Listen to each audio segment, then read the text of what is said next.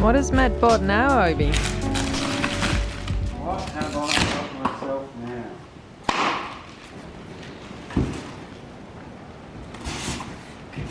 Got our insulation, our tape,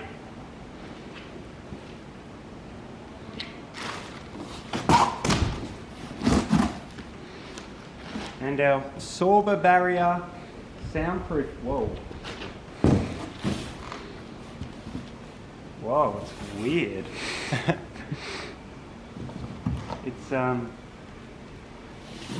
don't want to crease it. It's really heavy. It is heavy. This is all our soundproofing for our engine box. This is, as far as we could find out, the best stuff for the job.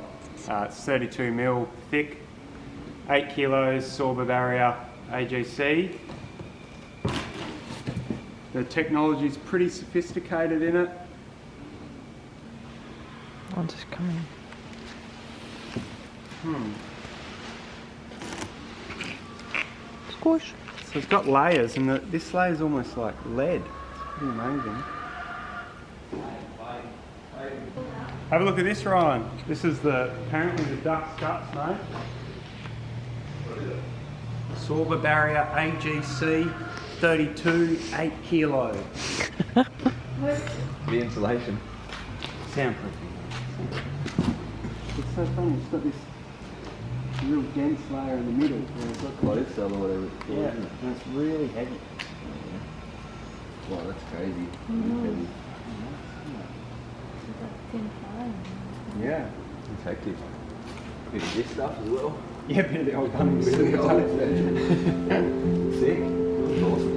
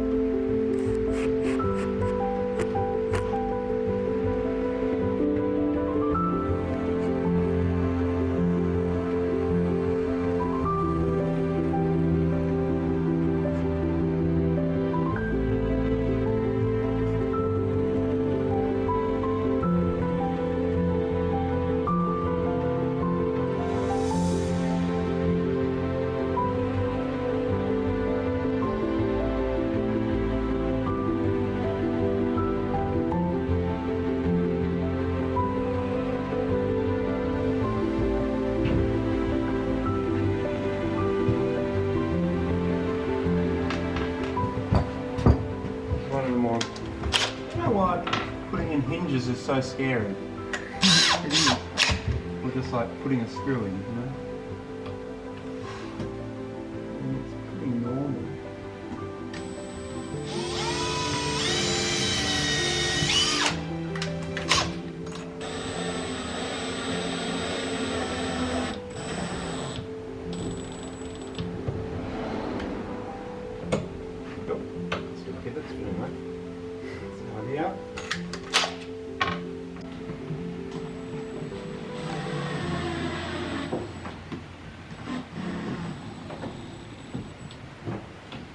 Okay, so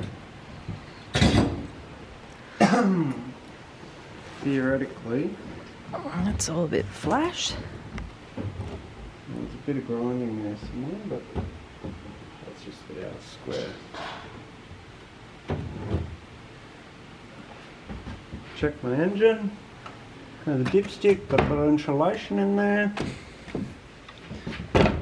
That goes down. There's a bit of movement, but that's sort of to be expected. And then I don't actually know how you sort of, oh, without that moving.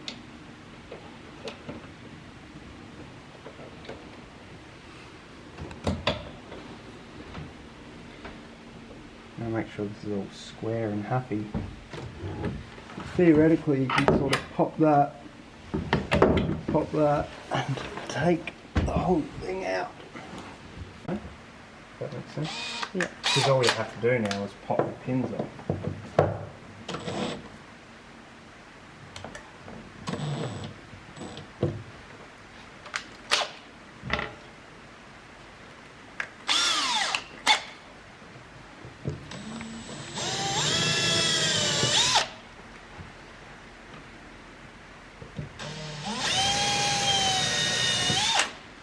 They're all itching to get the stairs here. Yeah. Yeah. That's the next one.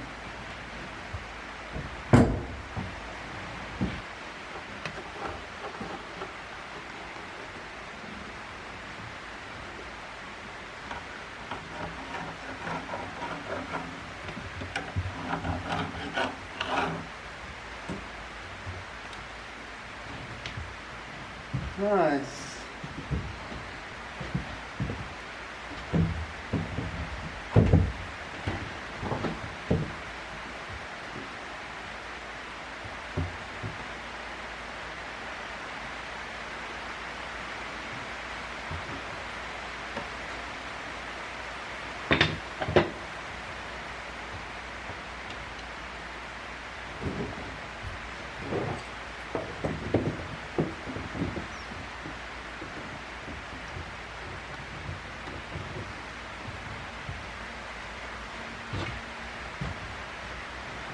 Happy? Bye bye. So the lid of this box does lift up. Insulation, the Sorbatech, it's beautiful stuff. Fastened with screws and copper rods. These are split hinges, so you can pop the pins and actually take the whole thing out. So that's off and clear, and you can access the engine. This will also fold forward and pop out. On the side here, I've just fitted the side doors. So they hinge partially, but then they pop off. Oh, that's sad. Like that. At least you can see in there if you really want to. Yeah. And then this other side just goes back in.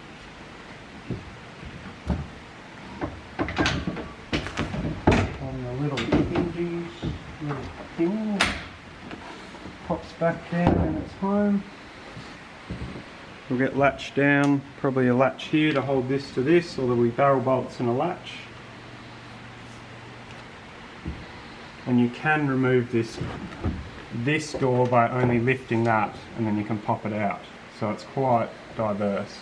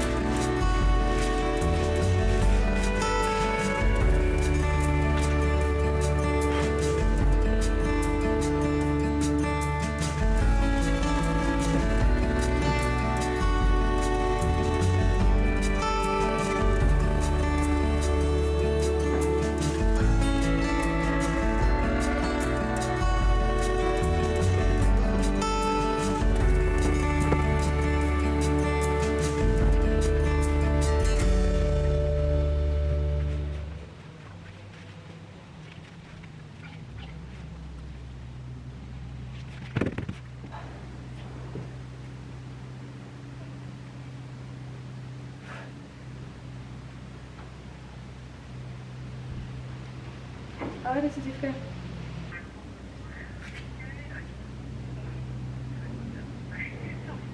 I think so, yes, but you reckon you're looking up the road into the bush and that's where the smoke is coming from? Oh, that's my place, that's not good. Yeah, let's call the fire brigade and I'll come down. Yes, please, I'm a bit away. I'll call the other neighbours. But maybe you can call the fire brigade, yeah, that'd be good. Okay, thanks Kate, we'll talk. See ya, bye.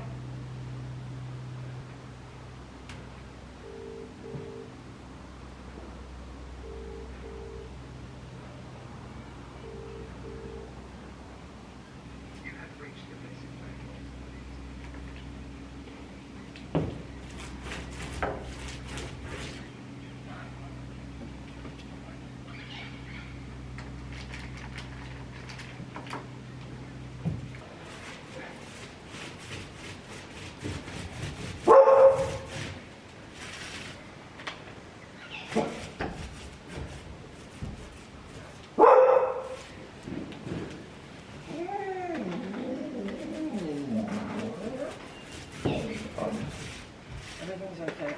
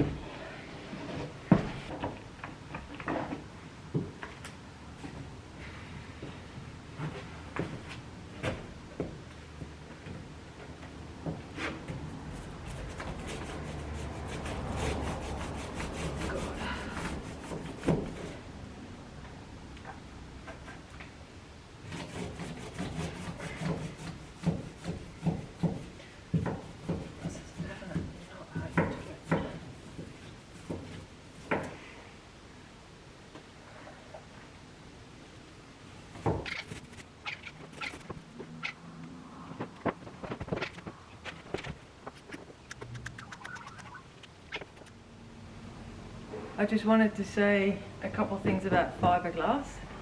I've just done this panel, and yesterday I did this one and this one. As we've said before, we're definitely not professional fiberglassers, and even by the end of this project I don't think we will ever achieve that. So if you want a professional explanation about fiberglass, Matt has found the book of the Gudgeon brothers very helpful about West Systems, and we are lucky with a very awesome local supplier of fiberglass, the Fiberglass shop in Hobart, and they are very patiently always telling us the ins and outs of how to do this. So a quick amateur explanation of how to do this and how I've just done it is you cut out a section of glass. I measure it roughly, and I prefer to start with a piece of glass that is way too big for the area that you want to glass, because once you lay it into resin, it's hard to move it around, and it also distorts in shape quite a bit. So it's better to have it bigger, and then once the job is starting to get tacky, you can cut all the excess off with a Stanley blade. So I find that easier than to start with the perfect piece and try and keep the piece perfect. Then you start with just plain resin, and you put the resin on the timber. You have to make sure that you put quite a bit on for the glass to sit and stick straight away to the wood. Our timber is quite thirsty, so it soaks up, so I apply quite a lot of resin to the timber, and then, like you saw me do, I put the glass onto the timber and pat it into place with my hands. I find that easy. when the cloth is dry, it is white, and as soon as it's saturated with resin, it turns see-through. You can see that this is still dry glass, this is white, whereas the panels on here are see-through. It is very important that you saturate the glass fully with resin. If the cloth is not saturated, it won't have the desired result. So you have to make sure that the cloth is saturated with resin. You can see it on the glass where it is fully saturated, it will be fully see-through, and the dry patches will look dry. I don't really know how else to explain it. You can see that the cloth is too dry. So once you've put it on and you're happy with where it sits, you go around and you put more resin over the top of the cloth. So it's very important that the glass is saturated with resin and not too dry. It is equally important that the area is not too wet.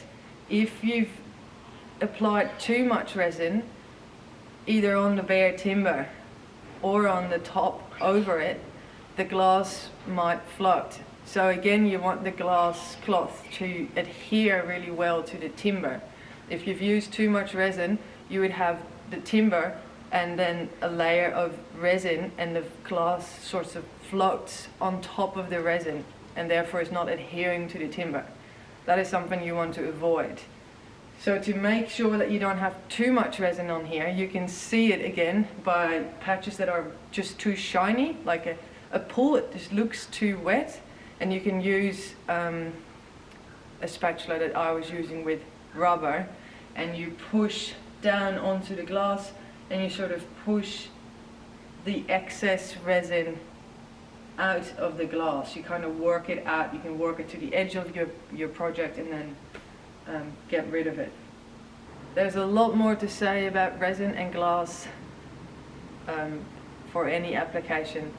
There's a lot to say about angles and fillets and products and end grain and all sorts of things for moisture content, and it can get as difficult as you want it to get. And I'm sure you can find plenty of in-depth information either on the internet or in books or with your local supplier. This is about as much as I can tell you about it. But here you go, it looks nice. With this glass we ensure that it is fully sealed up, the timber is protected, and we've added that extra bit of strength that can never be wrong.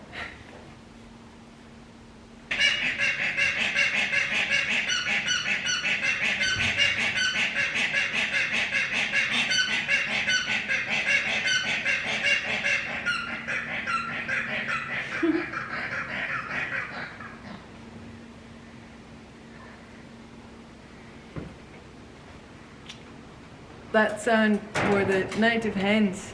They were singing for us today. Native hens, or turbo chooks, because they run really fast. They can reach up to 40 kilometers an hour on their little feet. Adorable.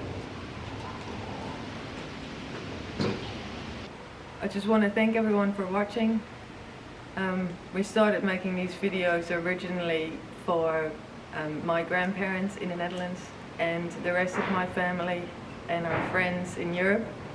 But it's been great to see that so many of you have enjoyed going along with us on this adventure of ours. And it's been really encouraging to read all your feedback and the most lovely comments on the videos. So I want to thank you very much for that. It is very much appreciated, and definitely makes us smile a lot. So thanks for that.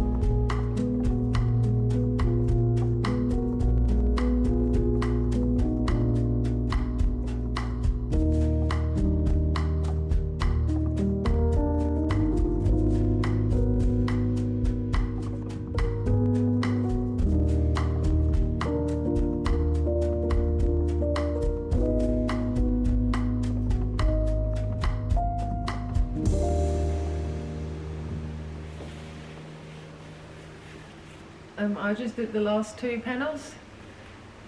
So I guess that's a pretty big milestone, because that means that our whole boat, everything, the whole interior, the hull is glassed. So we've done every single space between all the frames in fiberglass, and this was the last bit. So that's pretty big.